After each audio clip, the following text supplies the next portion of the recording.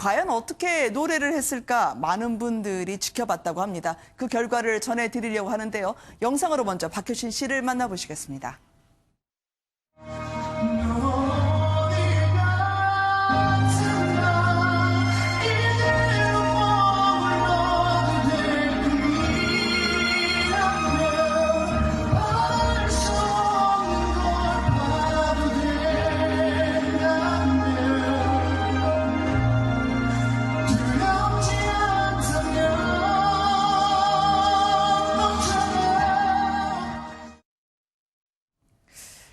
사기 피소 당했지만 콘서트를 강행을 했습니다. 일단 안 기자님 보셨는지 모르겠어요. 평가가 어떤가요?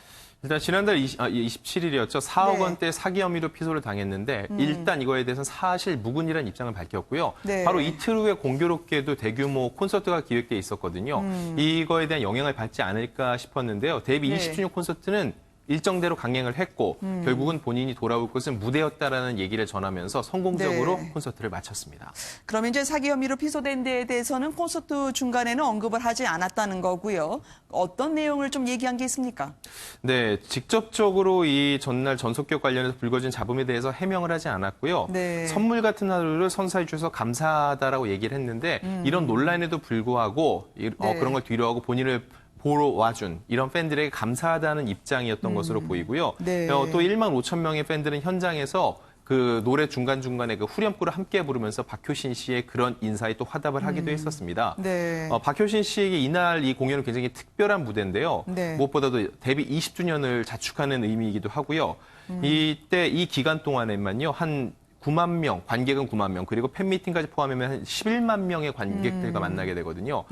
박효신 씨가 데뷔 후에 가장 많은 팬들을 단기간에 만나는 기회이기 때문에 이 행사 직전에 이런 불미스러운 일이 터졌다는 게 굉장히 좀 타격이 있을 것 같았는데 팬들은 굳건하게 일단은 사태를 지켜보면서 박효신 씨를 믿어보자는 입장을 보이고 있는 겁니다. 3년 만에 콘서트, 그러니까 이제 기획하고 준비한 데만 1년 가까이 걸렸다고 들었습니다.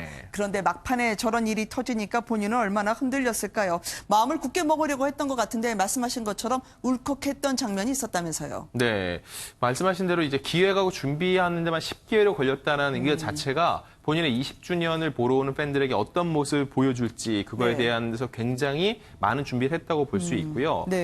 그래서 이제 조명 같은 경우도 국내 최대 물량이었고요. 여러 가지 상황에서 봤을 때 국내에서 그동안 볼 수 없었던 아주 특별한 무대가 만들어졌습니다. 그리고 이제 20년 동안 좋은 기억과 많은 사랑을 주신 팬들에게 감사 인사를 전하면서요. 결국 내가 돌아올 것은 여기 무대라는 것을 깨달았다면서 팬들에게 감사 인사를 하면서 눈가를 촉촉히 적시기도 했습니다. 체조 경기장에서 한 거 아니겠습니까? 이 국내 솔로 가수 중에서는 이렇게 10만석 규모에서 하기가 쉽지 않다고 하던데요. 체조 경기장이요. 한 15,000명 정도 한 번에 들어가는데 한 번에 15,000명을 모은다는 것 자체가 쉽지가 않습니다. 그런데 무려 6회 공연을 했다는 거죠. 이 6회 공연을 할 수 있는 가수가 아이돌 가수 중에는 엑소 정도가 있습니다. 엑소 하면은 전 세계적으로 인기를 끌고 있는 한류 스타인데 거기에 버금간다고 볼 수 있고요. 보통 이제 체조 경기장에서 그동안 공연을 했던 가수들 보면은요. 나우나, 조용필, 이문세, 싸이 등 네로라는 선배 가수들인데 이분들도 보통은 2회에서 4회 정도 했습니다. 하지만 이번에 박효신 씨는 6회 공연인데 이 티켓이 판매를 시작한 지 10분 만에 모두 동이 나서 일각에서는 안표를 구하지 못해서 이걸 구할 수 없냐라는 얘기도 적지 않았습니다. 그만큼 박효신 씨가 발라드 가수로서 국내에서 갖고 있는 이 솔로 가수로서의 위상은 독보적이라고 볼 수 있습니다. 결국 이것 때문에 나훈아를 넘어서는 게 아니냐라고 하는 기록의 대행진을 저희가 볼 수 있는데요. 그럼에도 불구하고 왜 이렇게 계속 이분은 소송에 휘말리는 걸까요? 이번이 벌써 4번째인데 말이죠. 취재진들의 평가가 궁금합니다. 일단 같은 사안에 대해서 반복적으로 이제 또 다른 소속사들과 문제가 있는 거는요. 박효신 씨의 어떤 행보에 있어서 분명 문제가 있는 게 아니냐라는 추측들이 많이 오가고 있었는데요. 그동안에도 근데 잘 해치고 왔었거든요.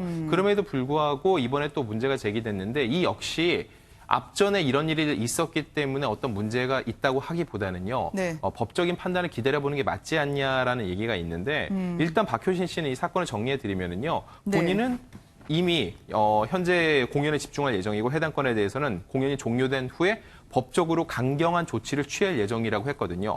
그리고 이 명예훼손하는 근거 없는 허위 사실이라는 입장을 밝혔습니다. 그래서 네. 양측의 입장이 전혀 다르기 때문에 첨예한 법정 싸움을 예고하고 있습니다. 네, 고소인 측은 절대 물러서지 않을 듯한 입장이던데요. 네. 2억 7천만 원의 벤틀리, 6천만 원대의 벤츠 차량 제공.